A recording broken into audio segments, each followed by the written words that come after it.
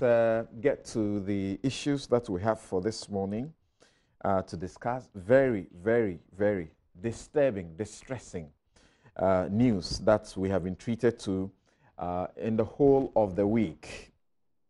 And the news broke that the SSNIT, that's the Social Security and National Insurance Trust, that pensioners depend on to have some semblance of life in their retirement after hard work for the state, particularly, has sunk 72 million, not Ghana cedis, but dollars, into a certain software. And I put software in quotes because it's not actually just a software. Yet, it doesn't seem to work at the same time or work to suit the purpose. So why at all did we get into it, if we did? And what can the board members and all the persons involved say? This morning, my guests in the studio, first of all, are Susan Edu Amankwa. She is a socio-political analyst. I'm sure that you know that she needs no introduction. Good morning. Thank you very much for joining us. Thanks. We haven't had you on Newsfile for a long time. Yes. Good. You can expect some very interesting sound bites. Of course, sound bites that elevate Ghana. Roxanne Nelson Dathamapo is MP, South Dai, and member Constitutional, Legal, and Judicial Committees of Parliament. Roxanne, good morning and welcome to Newsfile. Morning, my brother. Also, we'll be going to the phone and we'll be speaking to Ernest Thompson. Ernest Thompson is former Director General of the SSNIT. And here in the studio also is Dr. Ahmed Junapo, Senior Lecturer, University of Education, Winneba Faculty of Educational Studies. Good morning, Doc, and welcome. Great. Now, before we start the discussion on the SSNIT brouhaha, there is some information that has come in that sounds to be fresh and seeks to want to calm your nerve. Let's see in the end how it really will calm your nerve on this issue. But let's begin with the discussion as it began in the week and bring you some of the sound bites. I went to SSNIT. I also saw some of the bills that were coming to me. And so I started questioning things. And my board chairman also had the feeling that they, as a new board, needed to know what kind of SSNIT they were inheriting, they were taking over. Okay. So it became clear that we needed a baseline review. We needed to draw a baseline. Okay. And so if you are going to invite somebody to come and do a review, then they have to review everything. Now, this OBS has come into, into sharp focus because EOCO started investigating that particular project. And when did EOCO come in? EOCO was there before I got there. As in, when did EOCO start the investigation? Yes, EOCO I said I assumed this seat on March 31st. Mm-hmm. And I think EOCO, in fact, when I got there, EOCO had already sent notices to SSNIT that they were doing an investigation. Do we know the scope of the investigation the EOCO is doing currently? Oh yeah, EOCO does a lot of things. I mean, I get subpoenas about OBS. Mm-hmm. I get subpoenas about people that have been paid contributions, establishments that have been paid contributions. Okay. So I get subpoenas about all kinds of stuff. So there was an understanding that there was something wrong with this deal even before you got in there? That's correct. Okay, now let me get this point clear. We are currently talking about $72 million US. You like that? You seem to like that number. No, because it is what's the current number now.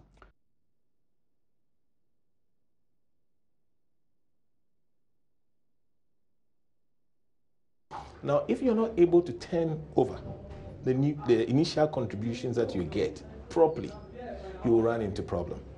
What we are all shying away from is the fact that SSNIT is under tremendous pressure to sustain itself. And so if you are under pressure to sustain yourself, The least you can do is to be prudent in terms of cost. You don't throw money at things that are not productive. So essentially for you, this clearly is not a prudent use of pension funds. It is not. It is not. I mean, the figures we are mentioning, certainly it is not. We can learn from our neighbors. And what Nigeria has done is to collapse their version of SSNIT completely and privatize pension. And it's worked for them so well. So there's a lot we can learn from Nigeria and make our pension system work for us. Is it going to be that easy to just collapse it? It's because we don't have the courage to do it, but that is the right thing to do. Look, SSNIT gets money every month without any pressure.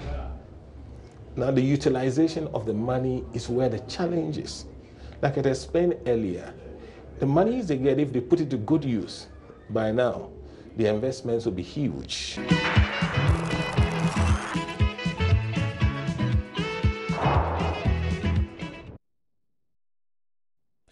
You're welcome back. So you have been listening to the Dr.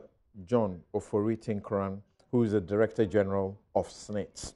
And also you heard Dr. Daniel Sedo, who is the former Chief Executive Officer of the MPRA, that is supposed to be the regulatory body to ensure that your pension funds are kept in a way that benefits you. We'll go to the phone lines to begin the conversation with Selom Brantier of the Imani, Ghana. He has in-depth knowledge on tech, so we are trying to get an understanding of why we will have to spend even 34 million Ghana cedis, as said to be the initial amount or contract amount on such a system. Selom, good morning and welcome to Newsfile. Good morning, Samson. Great to have you. Now, for those of you who are just joining this story for the first time this week, this is a brief about what has gone on in the course of the week to constitute the story. Number one, that 10 firms did bid for the contract in 2011. That one of them was the least expensive. The bid that was submitted by that entity, which is PESOL, was 17.4 million cedis, not dollars. Actually, that's $3.8 million. There was a Perfect Business Systems and Silver Lake Consortium, which won the bid with a bid of $27.6 million. $27.6 million. Then we are told that PESOL met all 21 listed criteria that were set, with the exception of signature to cover power of attorney. So that appears to be the reason they lost out.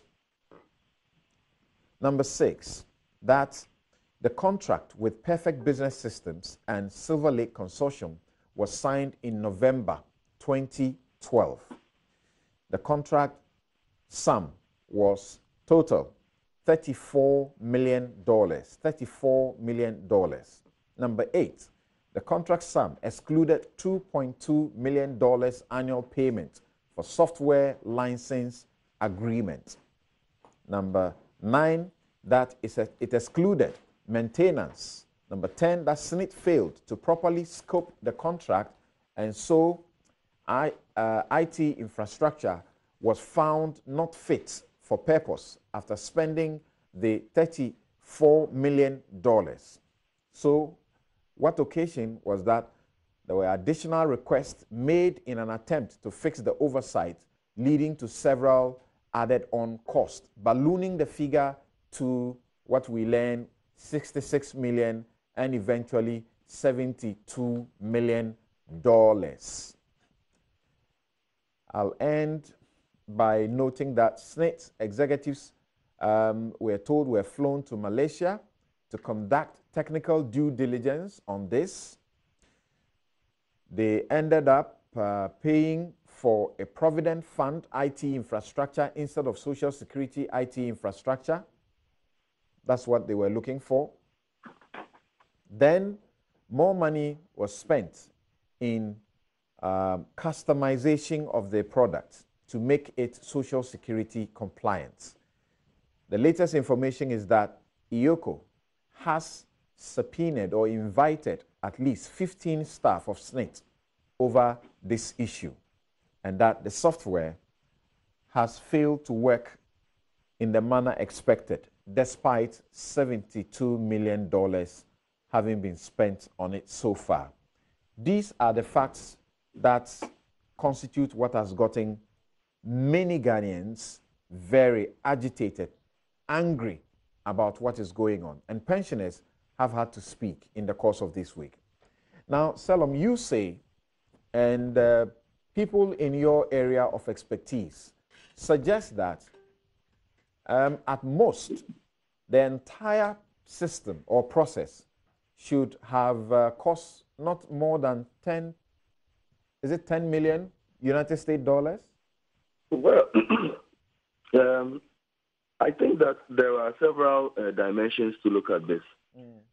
Let's even assume that the whole thing should have cost the initial figure of 34 million, which includes acquisition of all the hardware and all the software required for this project. I think that we should stop calling it a software project and call it a software and call it a system or an enterprise system solution. Right. Which means that you are talking about a set of softwares and hardware that together change or redefine the process mechanisms or the processes that the core processes that SSNIT does, but it's supposed to transform it and make it far more efficient than they used to be, and also to ensure that certain outcomes are very, very efficient. So, for example, if SSNIT was supposed to, if you enrolled with SSNIT and you were supposed to have, let's say, a biometric card, it should take you far less time with the implementation of this system than it would previously. Right. So one of the biggest outcomes would be that possibly if you enrolled with SSNIT, within 1 week, you get your biometric card. It also meant that there will be self-service kiosks, which is part of what SSNIT wanted, such that if you went to any SSNIT branch, you would see a kiosk or something like an ATM, for those who don't know what a kiosk is, where you punch in your details and then you'll be served with information. Right. It would also mean that you could get notifications by, let's say, text or email from SSNIT anytime a contribution is lodged in, and then maybe you could pull up an electronic statement. So basically, what we are just saying is that SSNIT was investing this into this enterprise project. Or let's call it what they call it, the OBS. That is the Operational Business Suite. So they're investing into the OBS to make them look more modern and be something like what we are used to in banking right now, where you can actually just make a couple of phone calls and then you know everything you want to know about the status of your accounts, transfer money, etc. Right. Now, the problem, I think the biggest problem with this whole thing is the fact that there has been very flawed management from the get-go.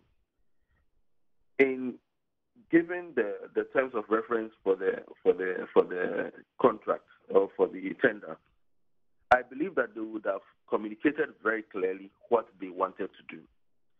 So what forms the basis of the due diligence that gave Silver Lake and Perfect Business Systems Consortium the go-ahead to begin to deploy a software system that was not what was intended, after which several tens of millions of dollars had already been expended? That is the first thing. And then secondly, certain management decisions around even the cost of the products or cost of some of the items are mind-boggling. For example, you cannot say you are spending over $500,000 on one IBM, Series 720 server. That is just wrong. Okay. You cannot spend more than $1.1 million on just what do you call it, a call center, software and hardware, when the number of seats in the call center are just 20. Other benchmarked costs around show that some people even paid around 350 to 400,000 Ghana cedi for a 40-seater, contact center. The list goes on and on. If you look at some of the other things that they were trying to do, the list, it just shows that there was very little due diligence done in trying to even look at market prices for some of these services before they approved the contract for PBS and the Silverlit. Going even further, there are some of the things that they should have done that they didn't do. For example, the digitization of the documents, the backlog documents. We are told that they digitized 40 million of those documents. This is something that obviously they should have outsourced. There was no need to buy scanners and keep them in the service just to do a project like this, which could have easily been outsourced for about 1/10 the cost. Why do you do all these things and then incur more costs? Because then I'm asking myself, if those who made these decisions, if they owned if they owned SSNIT, would these be the same decisions they will make? Would you be so careless in making some of these decisions and approving some of the change requests that were made? I mean, at a certain point, somebody would have just said, look, I'm spending too much money on this thing, and it is not achieving the results. Let's halt everything and reevaluate our options. None of that was done, and they just seem to continue the whole thing, and the end result is very bad. And I believe that if this is the case, it is probably symptomatic of a deeper problem of poor project management by the principals of SSNIT, which is very sad for me, because it means that we are going to erode, or confidence is eroding in the ability of SSNIT to actually manage other projects that it is managing or other investments that it is managing, especially when now we are having a higher number of people enrolled on it who would be exiting at a certain point down in the future. How sure are we that the other investments that is doing, they are putting a lot more due diligence and attention to paying a lot more attention to detail? The reason why I say this is because this particular OBS suite is supposed to be a flagship project that was supposed to transform the image of SSNIT to the general public. This is probably one of the most public-facing activities that will show us all, Ghanaians, that SSNIT is a very robust institution that is very, very future-proof, or is future-ready, etc. And to have botched this to this level for a project of such an importance, it tells you that there might be a big problem when it comes to the other ones that we have absolutely no access to.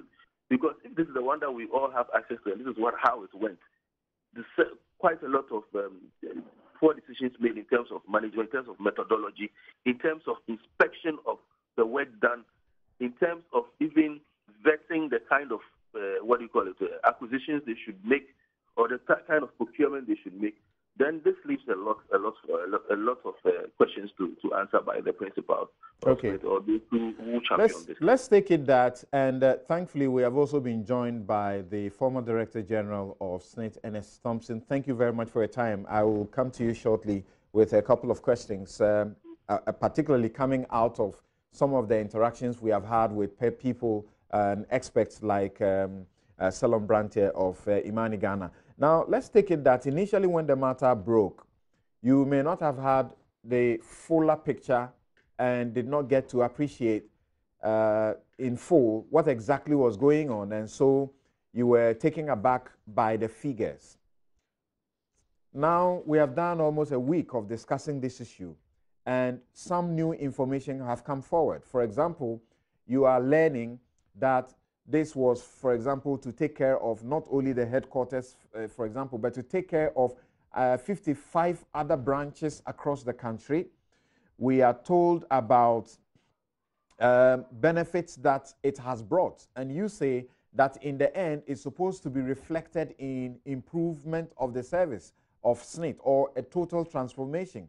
We are told that some of this have been achieved. And I'm going to be reading some of the achievements that we are told about shortly. For example, that the decentralization of member identification and benefits processing to branches has happened, or that's the benefits. Decentralization of beneficiary release to branches. Processing benefits application from existing turnaround time has increased tremendously. Benefits could be paid in days when it used to be a different story. Since the implementation of the OBS, average benefits processing time has reduced from 51 to 36 days and working to reduce further. It also provides for effective collaboration between branches and head office departments in benefits processing, provides for effective monitoring of benefits application processing stages and activities across enterprise via workflow solution, provides for use of memo function to provide additional information on benefit application, automation of benefit calculation and pension amounts, digitized documents for enterprise-wide information sharing, and straight through processing for pension payments via Ghana, the central bank. Is that what they say? I thought they wanted to say Ghana Commercial Bank.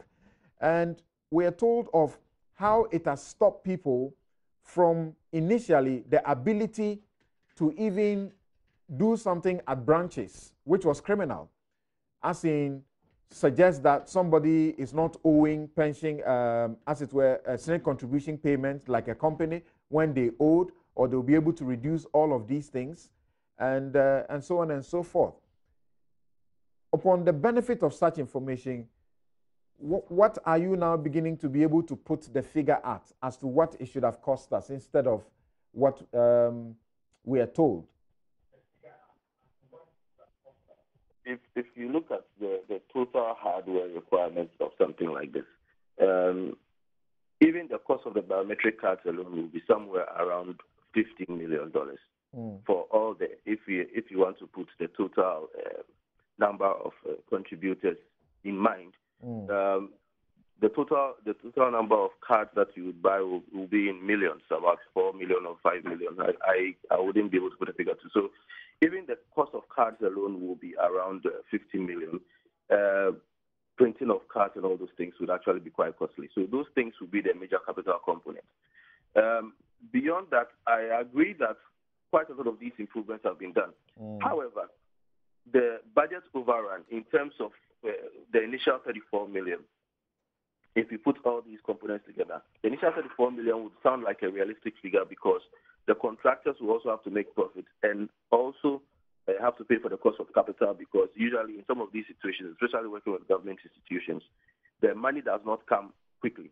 So they'll have to put margins to cover the interest that they'll take from loans and things like that. Okay. So the figure around the initial cost of, let's say, a range of between maybe 27 to 32 million or 34 million, that actually puts it in a more reasonable, cost state or cost profile.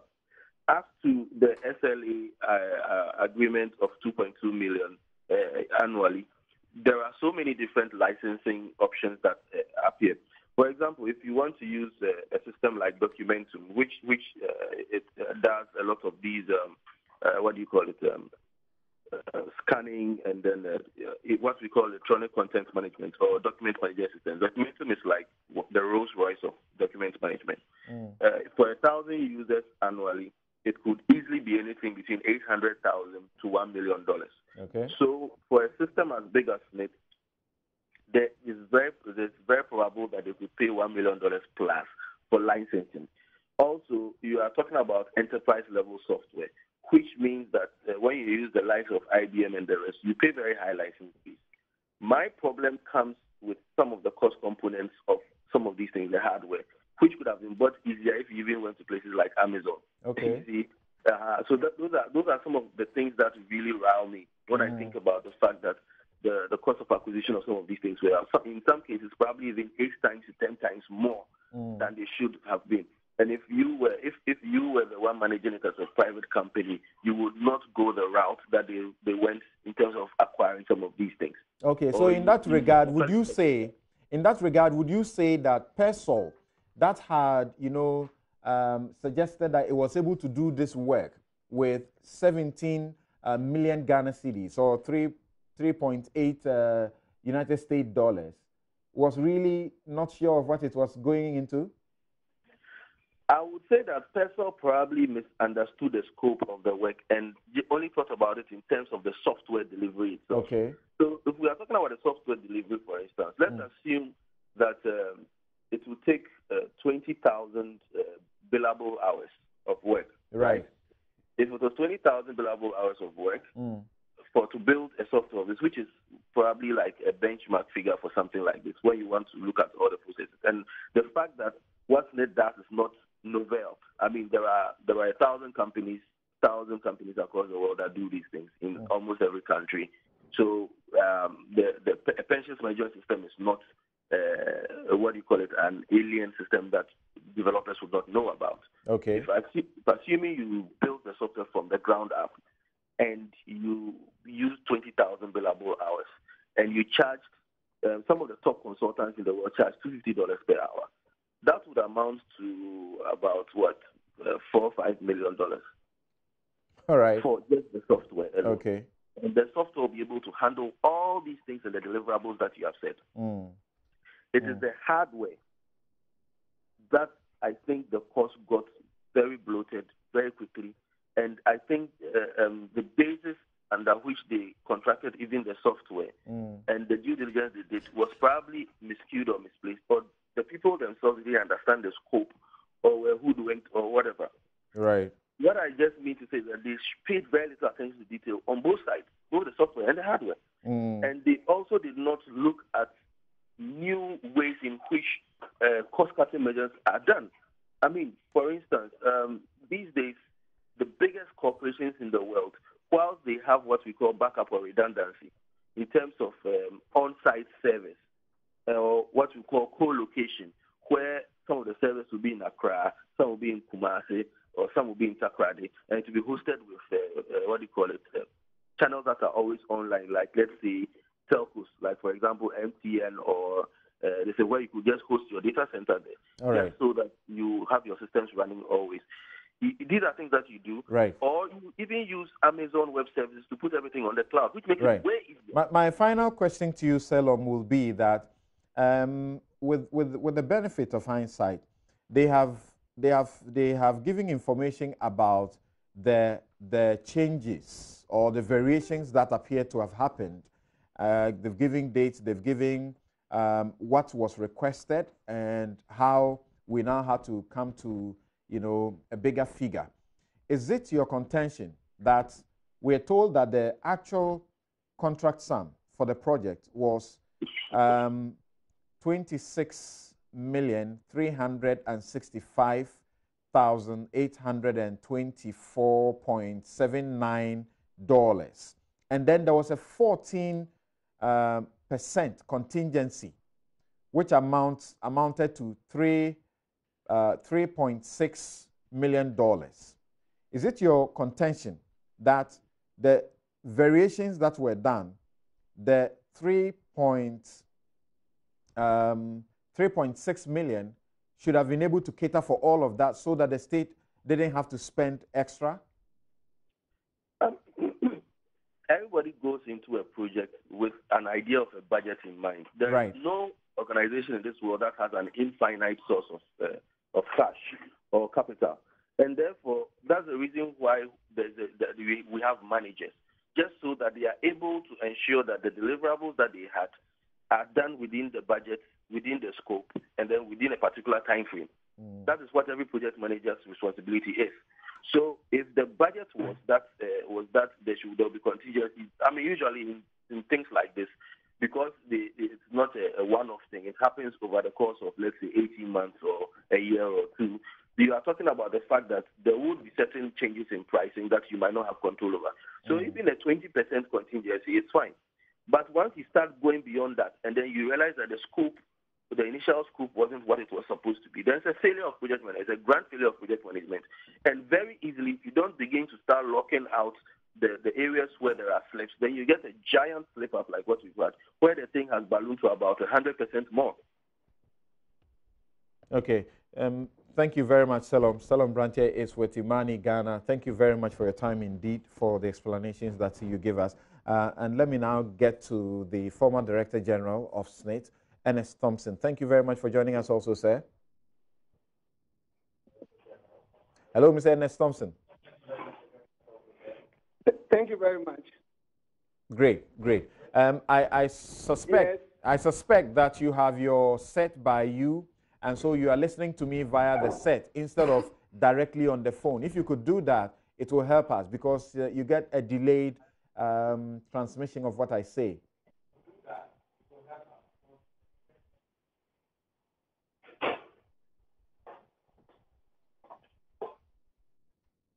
Hello, Mr. Ernest Thompson. Is that okay? Great. Now you can hear me directly, and that sounds fantastic. Thank you. Right. First of all, what would you say generally about the reaction of Ghanaians to this expose about the contracts that you partly, as it were, you may have inherited, but you partly sort of supervised as the Director General? Okay. Let me say a good morning. Good morning to all your panel members, and then, of course, to your listeners. I've worked in SSNIT for 35 years, and I'm not surprised at all about the outcome or the views of people when it comes to issues. Anytime SSNIT uses money to do anything, right? So it doesn't surprise me. Of course, when such a big fund is called and they are public funds, people have the right to express their views. Especially pensioners' funds. Especially pensioners' funds. And it's the same everywhere in the world. Let me take you back. Years back, when we built the affordable estates, we came under a lot of bashing. Eventually, without those estates, one would realize what Ghana would be today. When we decided to change the whole of Reach into our commercial center, after we've gone around the whole world, I was part of Team Went Round, and we did it. We came a lot of bashing, especially from Joy FM, which landed as in Shraj, and landed even Shraj and Joy FM in court. Today, when you go to that ambassadorial enclave, you ask yourself, if SSNIT hadn't done this, what would have happened to commerce and business today? When we did Merchant Bank,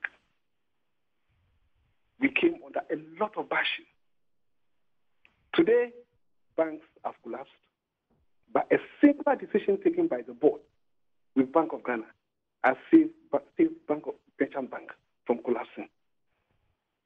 That is the nature of social security. It comes under attack anytime it uses money. And if the money is quite colossal and it's quite big, and I must admit it is big, we should expect this kind of thing. My sympathies are with the SSNIT staff who have been sending me messages, asking simple questions. Why are they saying this thing is not working, it's not functioning? Why are they saying so? We are using the thing. The improvement is tremendous. But of course, that might be effectiveness. It might not be efficiency. How much did we put in to get there? And it is still ongoing. Let me stress it. It is going to be ongoing. But that is the nature of social security. That's the first point I want to make. Okay. So from what you suggest, the system, it is not the case that it's not working, but it may not be working in the way that users expect it to work. Because to hear the figures that have been put out, like Selom said, the expectation is a total transformation of the system. And that is not what the users may be accustomed to after you have done this. So they may be justified in what they say. Thank you very much. I think Salon might be a consultant. We've all been consultants on various things. To make such a judgment is too early. It's just too early. When did the project close? And how long have we used the system? To make such a judgment, you have to know where SSNIT is coming from and what are the problems SSNIT has before it got to where it is. To make such a judgment about functionality, right, you have to understand what is the nature, where there are difficulties now. What is the nature of the difficulty? Now, let me make some few points. But if you can clear this, if you can clear this one briefly before we move on. You said to make such a judgment, you need to make such a judgment about the efficiency, you need to have to answer the question when it was put in use. I'm saying that when was it put in use? Are we not aware? Are we not aware that the implementation process have awarded the process as perfect in most of the areas that it was implemented? That's what I'm saying. That for what you are talking about, right? You are talking, as he rightly said. In fact, he used the correct IT this thing, an enterprise solution, right? Now, the project scope, although all these things happened before I got there, right, involves various models which are being used. It is not a single software. There's the employer member registration software or model. There's a re-enrollment. There's a contribution model. There's a compliance model. There's a benefits model. There's a relationship channel model. There's a business intelligence model. Which of them is not working? If any of them is not working now, or is not achieving efficiency, SSNIT would have been closed down today. Because that is the only software being used by SSNIT. And that is what I use, and this is what my predecessors have taken over. What I am aware of is that there is a challenge. Most probably, one of the models called the compliance model. But that model depends on the data that SSNIT had, which it took into the project. And you are talking of 50 years of data on individuals, which were being transferred from an existing system that SSNIT itself wrote called the YIVOS onto the new, this particular software. When I was in office, we realized that that particular model was not giving us the correct figures we wanted. But the vendors, that's the Malaysians and the local vendor, were on it. And I can assure you that we presented papers to the board on that model and the challenge of the data. The data issue has always been a problem with social security everywhere in the world. And even today, somebody will be giving us wrong data. I must also explain, it's a little bit technical, but I must also explain. The logic of the YIVOS and the way we work is quite different from the way the OVS model was set. Either two, SSNIT used to receive money when even there was no contribution list. But SSNIT decided when they were doing this work, although I was not there, that they were going to take advantage of this new software and these models to correct this over a period of time. So there is a strategic plan drawn up. We were in the second phase of the strategic plan. So for SSNIT, I knew that it has given itself a time period to get this issue, the data issues resolved. And I think that most of the challenge has come on the compliance model. But I can tell you that if the registration model was not working, there is no way government could have cleared the over 800,000 he said it has cleared. Okay. Of course, that was due to the registration model. Your response please, to that. Please let me finish. With all due respect, let me finish. I know you don't have. Because when I was called, I asked, is there enough time for this program? It's okay. Go ahead. Go ahead. Yeah. If the benefits model is not working, there's no way SNIT can pay a single benefit. For the first time in the history of SNIT, we came within the international social security standard of paying benefits, at least within 30 days, if all your data is right. The issue has been data. But we are within it now. I say we, I'm not there now, but I'll say we are in it with it. Okay. Today, for the first time, south of the Sahara, apart from Egypt, contributions are coming in straight from the banks into SNIT into the contribution model. The effect on this on our efficiency is that if you use SNIT at first, between the 14th to the 30th of the end of month, the line which is formed in SNIT offices to pay contributions to avoid penalty, you'll see what change it has brought in our efficiency. Sorry if I use the word I think it's good. Because I think I'm attached to the organization still. Maybe it's in it, so I'm so sorry about that. The web portal work, which was launched by the new Director General, was started under this project. And today, individuals can go sit in the comfort of their home, enter the system. For the first time in the history of this country, people have biometric cards, which they can put into a kiosk, those on the wall, and you can get your data. We just limited it to 1 year because we don't want people to go in and be printing. The cost will be too much. Okay. Either to, what were we doing? We issued statements on hard copy at a very huge cost. Right. We have 4 million people on our database. 4 million. Mr. Thompson, I think there is an understanding that the importance of this process cannot be underestimated, that it is important to sort of revolutionize SNIT through such a high-tech process.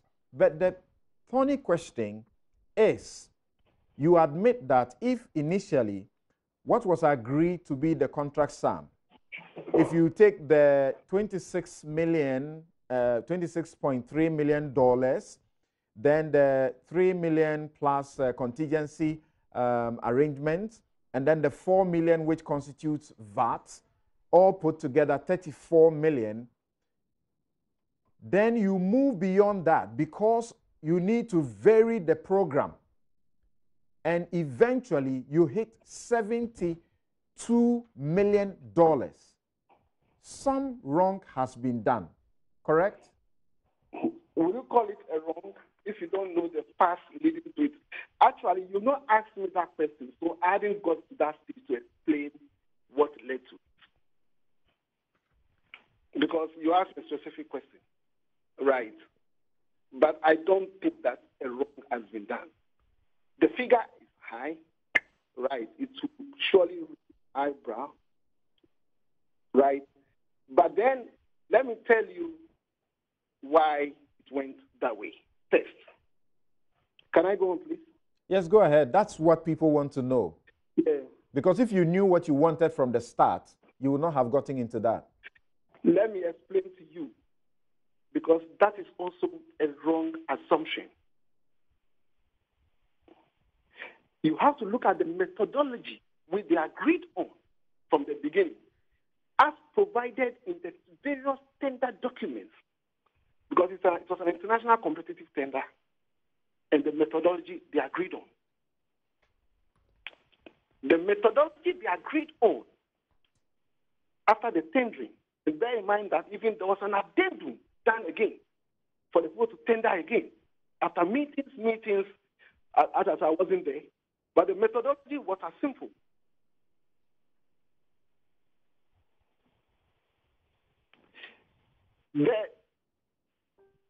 As part of the project, they had to develop functional specification documents because the underlying reason for this is that they, from day one, admitted that they can never define the scope of work in a social security program of that nature. And therefore, they have to develop what they call the functional change documents. And when you see them, they are in films, which will show them areas that they have to work on to change parts of the software. So from the beginning, you could see clearly that the scope of work was broadly captured in the tender document. However, in software projects such as this, it is always necessary to expand the scope of work after the contract has been awarded because you can never determine it. That's what they say in the document. And all the bidders understood it. So various teams were formed, technical teams formed, and the rest to develop the functional specification documents.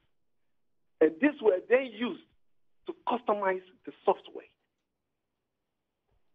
That's point number one. Point number two,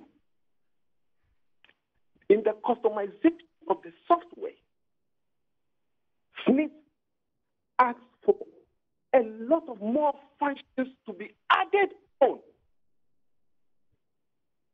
in addition to what was in the original scope which was tendered. Now, this came about, as I understand, from various sources. Those who did the functional change documents, which were used to customize the software, came up with what ought to be done. User acceptance teams for each model was set up to look through the model and find out whether the functional change documents have been captured. They also requested for more functionality to it. Number four, when the software was open to the staff, each division, after going through, also wanted more changes to the software. Unfortunately, or coincidentally, while the software was in use, the law was also changed. The Act 83 was passed. And that demanded another customization of the software because there was a fundamental change in the law. You can look at I don't want to go into the legal side. See. We will get to the legal side, and it is on the note of the legal side that we will let you leave us on the note of the legal side. Let me finish. No, you have made a point. I wanted to ask a question. No, let me just finish. From the developments you narrate, eventually you had to backdate the contract, correct? When you say backdate, what do you mean? As in the contract, as in when it came into being, the effective date. No, it was never backdated. Okay. No, nothing of that sort happened. The contract was signed before I came in, I think in November 2012, before okay. I came in. Right. What happened is that faced with the need to change the scope based on all these things, and also the digitization project. This project, let me give you a background to it. Can we do this? Can we do this very briefly? No, can we do this very briefly? No, Mr. Thompson, Mr. Thompson. Hello, Mr. Thompson. Yeah. It is because of the significance of this issue that we allow you the leverage to speak. But I need to ask you just just a couple of questions as you speak. By 2016, who was the Director General? 2016. Yes. I was the Director General. Right. You did not backdate the agreement of the OBS service level agreement. You did not. Oh, you are talking of the service level agreement, not the OBS contract. Right, the service level agreement. I mean. Yes, that is the support agreement. Right. Are you clear now? Okay? So you backdated that. Yes, that one was done that way. Right. You did that against legal advice from your own legal officers, correct? I think the legal officer who wrote that opinion wrote it to his boss. That was the head of corporate law. No. And he wrote it to his. That was the head of corporate law. What I mean is that there was legal opinion that said that you were committing yourself into a 200. You were committing yourself into something that was wrong, that you shouldn't get into. I don't want to get to the figures here, it was unacceptable and it was wrong. And yet, with the benefit of that, you went ahead with it. Please let me know. I know the memo you have, and let me tell you that one, there's nothing wrong in law if a contract is drafted today, but it takes effect from tomorrow. It depends on the reason for it. And you know that. You can draft a contract today, but its effective date will start from tomorrow or a year back. It depends on the legal reason for that. I did not see that opinion. I saw it, but the opinion is a wrong opinion because the guy who wrote the opinion referred to sections of the contract which had been amended, and he didn't know. From the amendment done in the contract, right, the SLE is supposed to start from 2014, not 2016. So his opinion was a wrong opinion in law. And as a lawyer, the guy who wrote the thing, he went on that years back. Right, I didn't see the opinion. If you see that memo, it didn't come to me. I didn't even see it. I saw it just recently. Right, I signed the contract. And you see that the one who witnessed the SLE is his very boss, who is also a very senior lawyer. So you are talking of the SLE, the support agreement, not the main agreement. The main agreement was signed before I came in. It was never backdated. We are talking ultimately about the cost. No, the cost for the support is not in doubt because that one came out of the tendering. It wasn't a figure I came out with. It is in the original tender which was done before I came in. And it is 2.something million or 2.2 million or $2 million a year. Yes, $2 million a year, right. Yes, that is, I'm saying that was part of the tendering done in 2011, 2012. So it is not a new figure. Those who tended, everybody tended for the SLA cost. And let me tell you something. It is not only an SLA cost. It's the SLA and the warranty cost. And there's a good reason in law for that. I don't want to do law here. Okay. But I think your lawyer, take a look at the contract. Take a look at the general conditions of the contract. And then the special conditions. I think you understand that. Yeah, I'm just drawing your attention to the fact that it's a fact that there was legal advice properly rendered to the SSNIT that to pay the $2 million annually was unacceptable and ought not be pursued, and that was ignored. With all due respect, I don't think that you have understood it. With all due respect, let me make one point. I'm saying that the $2 million a year support to the vendors was part of the original contract. I've heard that. It's not that I don't understand. I have heard that. The issue was, when should the support start? Should the support start from 2016 or start backdated from 2014? And I'm telling you that when you go back to the main contract, you will see that the support should start from 2014. Okay. So finish up for us. Finish up for us in 2 minutes. In 2 minutes, you are saying that the adjustments that led to the eventual amount are justifiable. There's value for money. So are you talking of the support or the general contract? I'm talking about the entire, process leading us to the eventual ultimate amount of 72 million. Okay, that's good. I've told you, I was giving you the reasons which led to the change of the scope. And I said even from the methodology they adopted from the beginning, it was obvious that they intended to change the scope. That's why they did the functional change documents, which will lead to the customization. Anybody who is in IT understands that. And I also told you that the digitization project, which hitherto was not part of it, kicked in. And if you know SSNIT very well, go to the industrial area before farming, you see the records battery. The amount of records there and at Rasi, these are security areas.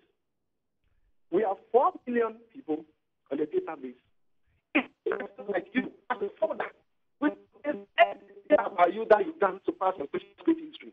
And these were digitized, and it took 2 years to do it. We worked the whole 24 hours to do it. A team works in the morning, they close, and the team works from afternoon to the next day. It was crucial to the project. SSNIT had attempted already to do it in 2011, but the tender failed. But fortunately, when this software came in, after analysis, it was agreed that this software can take it, and therefore the project should be done.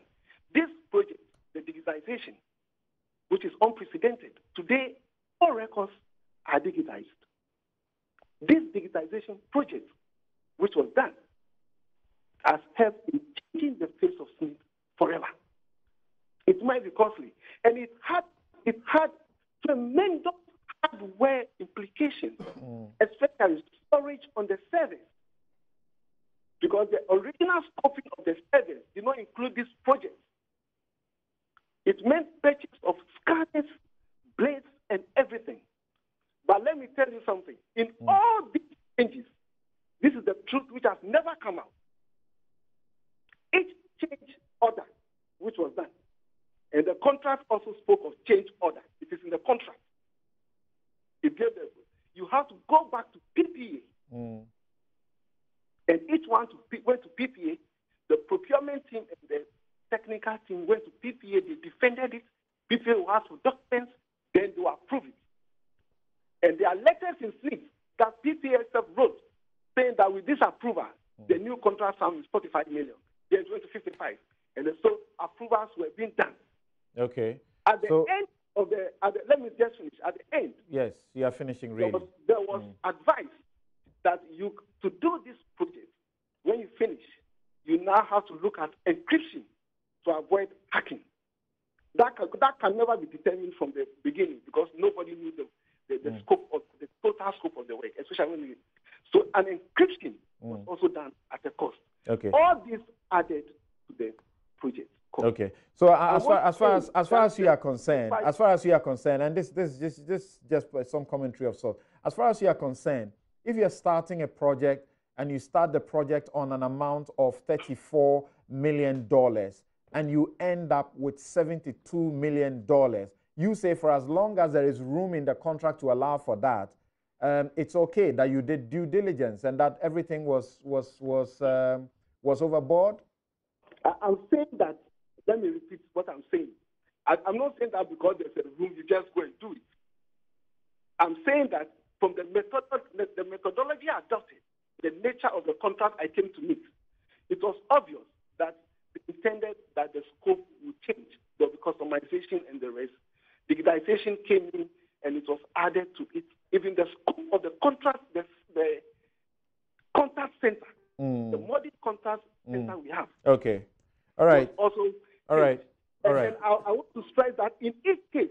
Okay, thank you. Thank you very much. And your comments also about the legal advice that I spoke about, really, I'm a bit taken aback by it, because you are told in this advice that there is service done for 9 months, and you're going to make 2 years payments, okay, 24 months, and you feel that is okay, and that you feel that the lawyer who was doing that was not didn't know what he was about.